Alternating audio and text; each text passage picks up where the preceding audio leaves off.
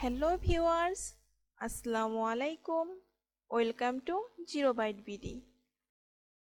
প্রথম আমরা আমাদের ওয়ার্ডপ্রেসের ড্যাশবোর্ডে চলে যাব। এরপর আমরা একটু নিচে পোস্ট নামে একটি অপশন পাবো। পোস্ট অপশনটিতে আমরা মাউস রাখার পর একটু ডান পাশে 4টি অপশন পাবো: all post, add new, categories এবং ট্যাগ। তো সর্বপ্রথম আমরা আমাদের অল পোস্ট অপশনটিতে ক্লিক করব। অল পোস্ট অপশনে ক্লিক করার পর এই অল অপশনে আমরা আমাদের ওয়েবসাইটে যতগুলো পোস্ট আছে সেই পোস্টগুলো দেখতে পারবো। এরপর পাবলিশ অপশনে গিয়ে আমরা যে পোস্টগুলোকে পাবলিশ করেছি সেই পাবলিশ পোস্টগুলো দেখতে পারবো। এবং আমাদের কোনো পোস্ট যদি ড্রাফটে থাকে তাহলে আমরা ড্রাফট অপশনে গিয়ে সেই ড্রাফট পোস্টটা দেখতে পারবো।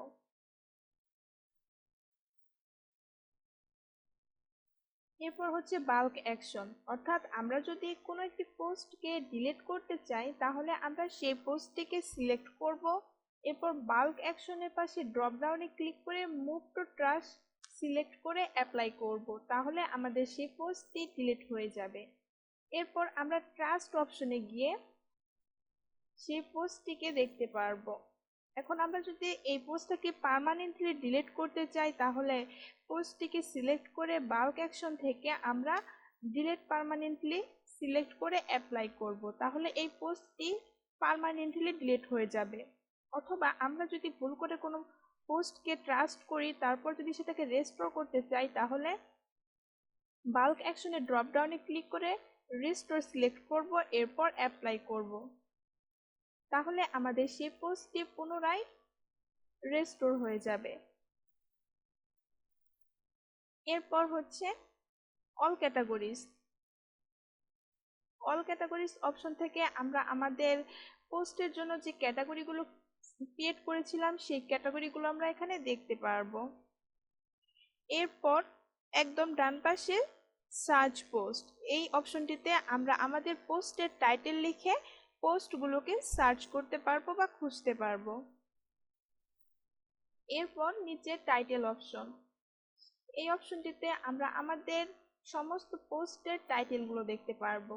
এরপর অথর, অর্থাৎ এই পোস্টটি যে লিখেছে সেই অথর এখানে শো হবে। এরপর ক্যাটাগরিজ, অর্থাৎ আমাদের পোস্টে যদি আমরা কোনো ক্যাটাগরিজ অ্যাড করে থাকি, অর্থাৎ আমাদের এই পোস্টটি কোন ক্যাটাগরি সেই ক্যাটাগরি এখানে শো হবে। এরপর ট্যাগস, অর্থাৎ আমরা যদি আমাদের পোস্টে কোনো ট্যাগ ইউজ করে থাকি সেই ট্যাগগুলো এখানে শো করবে। এরপর কমেন্ট অপশনে আমাদের পোস্টে যদি আমাদের কোনো ভিজিটর কমেন্ট করে থাকে তাহলে সেই কমেন্ট এখানে শো হবে।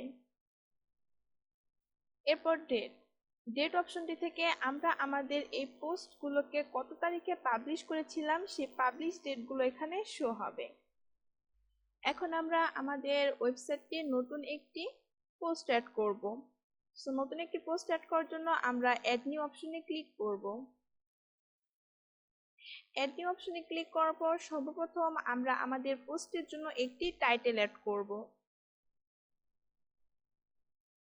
এখান থেকে আমি আমার পোস্টের যে টাইটেল সেই টাইটেলটা অ্যাড করে দিলাম। এরপর আমাদের পোস্টের যে কন্টেন্ট, অর্থাৎ আমাদের পোস্টের টেক্সট, ইমেজ ইত্যাদি অ্যাড করব। তো সর্বপ্রথম আমি এখানে কিছু টেক্সট অ্যাড করব। টেক্সট অ্যাড করার পর আমরা এখন আমাদের এই টেক্সটটাকে সুন্দর করে ডিজাইন করব বা এডিট করব। তো টেক্সটটাকে এডিট করার জন্য সর্বপ্রথম আমি এখানে একটা হেডিং দিব। হেডিং দেওয়ার জন্য আমাদের হেডিং অংশটুকে সিলেক্ট করে আমরা প্যারাগ্রাফ নামে একটি অপশন পাবো। প্যারাগ্রাফ অপশনের ড্রপ ডাউনে ক্লিক করে আমাদের ইচ্ছে মতো এখান থেকে আমরা হেডিং দিয়ে দেব। হেডিং দেওয়ার পর আমি যদি চাই আমার এই হেডিংটাকে আমি বোল্ড করব, তাহলে পাশেই আমরা বোল্ড আইকন পাবো। বোল্ড আইকনটিতে ক্লিক করে আমরা এটাকে বোল্ড করে নিতে পারবো। আবার চাইলে আমরা এখান থেকে এটাকে ইটালিক করতে পারবো।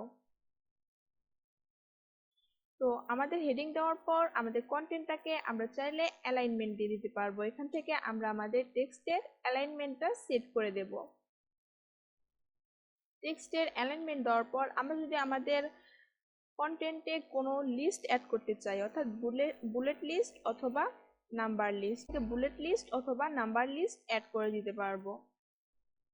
এরপর আমাদের কন্টেন্টের মাঝে আমরা চাইলে একটি ব্লক কোড অ্যাড করে দিতে পারবো এই ব্লক কোড আইকনটিতে ক্লিক করে।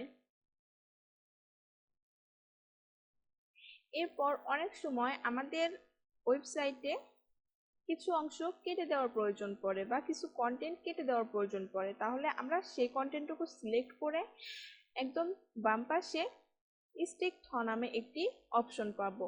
এই অপশনটিতে ক্লিক করলে আমাদের সেই লেখাটুকু বা সেই টেক্সটটুকু কেটে যাবে।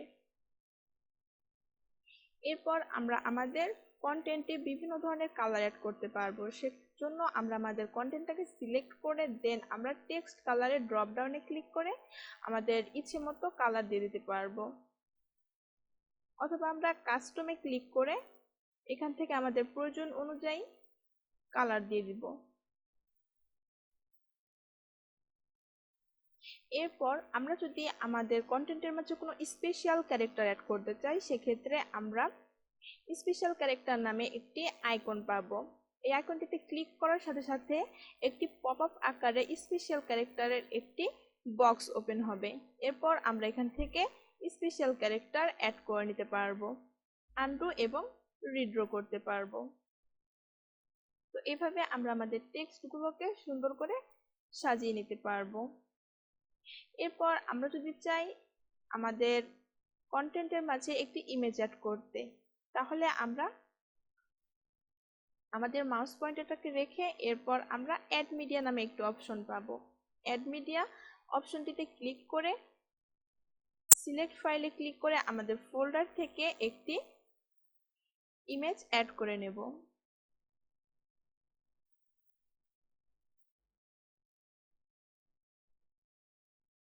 তো আমাদের ফোল্ডার থেকে ইমেজটি আপলোড হওয়ার পর ইনসার্ট ইনটু পোস্টে ক্লিক করে আমাদের পোস্টের মাঝে এই ইমেজটাকে অ্যাড করে দেব।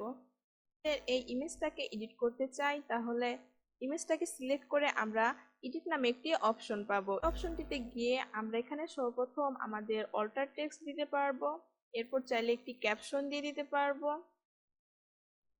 এরপর ডিসপ্লে সেটিং এ গিয়ে আমরা অ্যালাইনমেন্ট সেট করে দিতে পারবো এবং চাইলে এখান থেকে সাইজগুলো দিয়ে দিতে পারবো। এরপর আমরা যদি এই ইমেজটিতে লিঙ্ক আপ করতে চাই, তাহলে নিচে লিঙ্ক টু অপশনে ক্লিক করে আমরা কাস্টম ইউআরএল এ ক্লিক করব। কাস্টম ইউআরএল এ ক্লিক করার পর এখানে আমরা ইউআরএল অ্যাড করে দেব, তাহলে এই ইমেজটি লিঙ্ক আপ হয়ে যাবে। তো এভাবে আমরা আমাদের ইমেজটাকে এডিট করতে পারবো। সো এভাবেই আমরা আমাদের কন্টেন্টটাকে এডিট করতে পারবো বা ডিজাইন করতে পারবো। এরপর আমরা ডান পাশে ক্যাটাগরি নামে একটি অপশন দেখতে পারবো, অর্থাৎ আমাদের এই পোস্টটির জন্য আমরা এখান থেকে ক্যাটাগরি সিলেক্ট করতে পারবো অথবা নতুন একটি ক্যাটাগরি অ্যাড করতে পারবো। তো আমি এখানে নতুন একটি ক্যাটাগরি অ্যাড করার জন্য অ্যাড নিউ ক্যাটাগরি অপশনে ক্লিক করব। এরপর আমাদের ক্যাটাগরি নেমটি দিয়ে দেব। ক্যাটাগরি নেমটি দেওয়ার পর আমরা এখানে এন্টার করব, তাহলে আমাদের ক্যাটাগরিটি অ্যাড হয়ে যাবে। ক্যাটাগরি দেওয়ার পর একটু নিচে আমরা ট্যাগ নামে একটু অপশন পাবো। ট্যাগ অপশনটিতে আমরা আমাদের এই পোস্টের জন্য কিছু ট্যাগ ইউজ করতে পারবো, অর্থাৎ এই ট্যাগের মাধ্যমে গুগল আমাদের এই পোস্টটি সম্পর্কে জানতে পারবে। ট্যাগ ইউজ করার পর একটু নিচে আমরা ফিচার ইমেজ নামে একটি অপশন পাবো। ফিচার ইমেজটি হচ্ছে আমাদের পোস্টের মেইন ইমেজ, অর্থাৎ যে ইমেজটা আমাদের পোস্ট সম্পর্কে ডিসক্রাইব করবে। তো এখানে একটু নিচে সেট ফিচার ইমেজে ক্লিক করে আমাদের মিডিয়া লাইব্রেরি থেকে আমরা আমাদের ফোল্ডার থেকে ইমেজটি সিলেক্ট করে নেব। আমাদের ফোল্ডার থেকে ইমেজটি আপলোড হয়ে গেলে সেট ফিচার ইমেজে ক্লিক করে আমরা আমাদের ফিচার ইমেজটি অ্যাড করে নেব। এরপর একদম উপরে আমরা পাবলিশ নামে একটি অপশন পাবো। পাবলিশ অপশনটিতে গিয়ে আমরা আমাদের পোস্টটাকে পাবলিশ করব।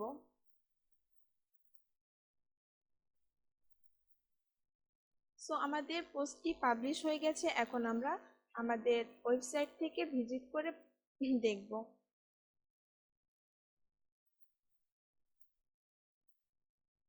এটি আমাদের ওয়েবসাইট এবং এটি হচ্ছে আমাদের পোস্ট।